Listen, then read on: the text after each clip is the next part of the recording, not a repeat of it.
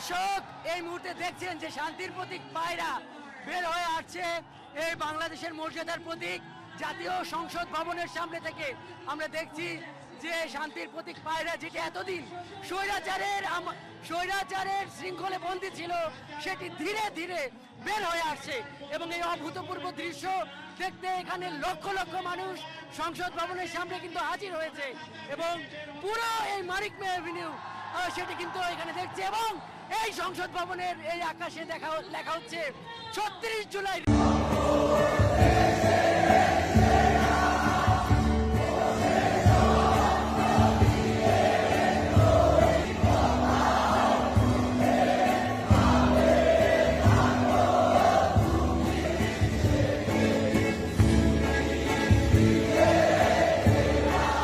অন্যান্য দেশের সাথে তাল মিলিয়ে পহেলা বৈশাখ ১৪৩২ উপলক্ষে বাংলাদেশেও হয়েছে।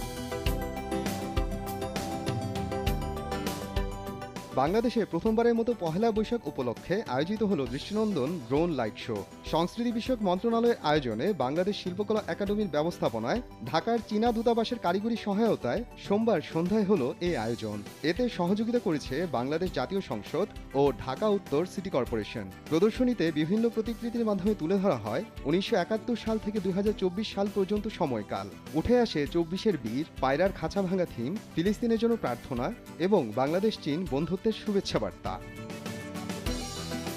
ড্রোনের ইতিহাস শুধু প্রযুক্তির অগ্রগতি নয়, এটি মানুষের কল্পনার, সাহসের আর সৃজনশীলতার গল্প।